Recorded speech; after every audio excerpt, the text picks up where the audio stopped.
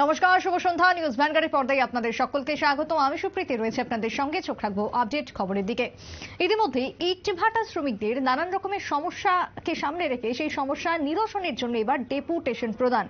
আজ ত্রিপুরা ইটভাটা শ্রমিক ইউনিয়নের পক্ষ থেকে, রাজ্য কমিটির পক্ষ থেকে শ্রমিকদের জ্বলন্ত সমস্যা নিয়ে শ্রম কমিশনারের নিকট ডেপুটেশন দেওয়া হয় এবং এই ডেপুটেশন প্রদান করা হয় সকাল আনুমানিক 12টা থেকে শুরু করে 12:30 নাগাদ। ডেপুটেশন প্রদানকে কেন্দ্র করে উপস্থিত ছিলেন সংগঠনের পক্ষ থেকে সকলেই।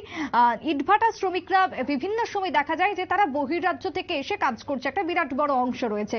তাই সেই জায়গায় তাদের সমস্ত রকমের পরিষেবা প্রদানকে ঘিরে সংশ্লিষ্ট মালিক কর্তৃপক্ষকে ব্যবস্থা গ্রহণ করতে হবে। তাদের ছেলে মেয়ে রয়েছে, তাদের থাকা খাওয়ার বাসস্থানের সঠিক বন্দোবস্ত করতে হবে। এরকম একাধিক দাবিকে সামনে রেখে, জ্বলন্ত সমস্যাকে এক প্রকার বলা যায় সামনে রেখে শ্রম দপ্তরে ডেপুটেশন প্রদান ইটভাটা শ্রমিক ইউনিয়নের পক্ষ থেকে।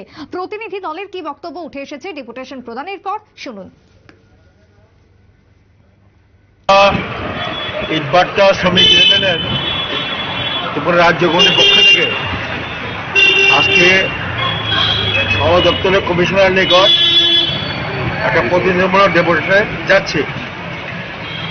এর মুখ্য উদ্দেশ্য হচ্ছে, রাজ্যে ইতিমধ্যেই বাট্টাগুলিতে কাজ বন্ধ, কাজ শেষ হওয়ার পরেও এখনো প্রচুর বাট্টা আছে বিভিন্ন মহকুমাতে।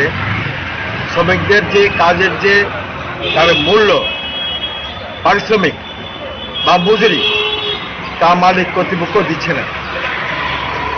এই জন্যে এরা কাল ভাঙা করছে, টাকা দেবে 2 দিন 4 দিন পরে এমন বলছে। এতে প্রচুর শ্রমিক, হাজার শ্রমিক, বিশেষ করে মাইগ্রেন্ট শ্রমিক যারা বহিরাজ্য থেকে আমাদের রাজ্যে এসছেন, এই বাট্টা সিজন শুরু হলে আসেন, তারা প্রচন্ড সমস্যার মধ্যে আছেন। এর মধ্যে মাত্র ঘটনা হচ্ছে, কাজ শেষ, টাকা দিচ্ছে না, হিসাব নিকাশ করে শ্রমিকরা যেতে পারছে না তাদের নিজস্ব যে রাজ্যে, বাড়ি ঘরে।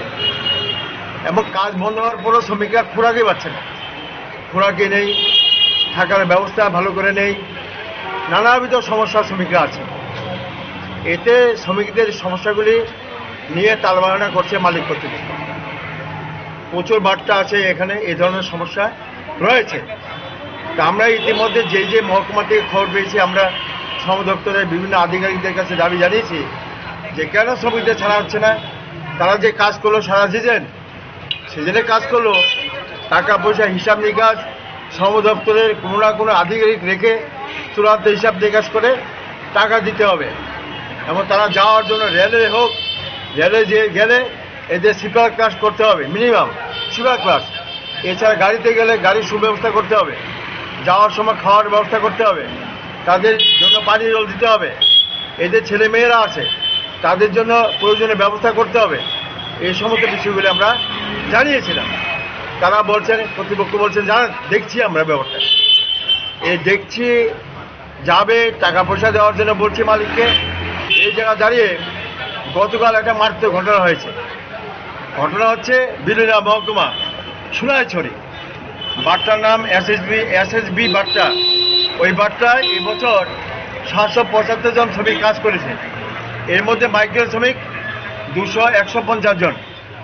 এই মাইগ্রেন্ট শ্রমিকদের মধ্যে ক্ষুদ্র অংশ এদেরকে টাকা দিলে পরেও সমেত বৃহৎ অংশ মাইগ্রেন্ট শ্রমিক এখন হিসাব নিকাশ করে টাকা দেয়নি। শ্রমিকরা দাবি করছে, দেব, দিচ্ছি, তার বাহানা চলছে। সংশ্লিষ্ট কর্তৃপক্ষ যারা ডেপুটেশন প্রদানকারী দল রয়েছেন, প্রতিনিধি দলের বক্তব্য আপনারা শুনলেন। বেশ কিছু সমস্যা রয়েছে, সেই সমস্যার খাতিরেই সেই সমস্যাকে সমাধানের উদ্দেশ্যকে সামনে রেখে শ্রম দপ্তরের ডেপুটেশন। আগামী দিনে দপ্তর যাতে সঠিক ভূমিকা গ্রহণ করে, তার সঙ্গে মালিক বা কর্তৃপক্ষকে যাতে সেই আবেদন রাখেন দপ্তর, শ্রমিকদের স্বার্থে, শ্রমিকদের কার্যত বিভিন্ন ক্ষেত্রে সমস্যা নিরসনে, সেই দাবি উঠে এসেছে প্রতিনিধি দলের পক্ষ থেকে। ছোট বিরতির পর ফিরবো, সঙ্গে থাকুন।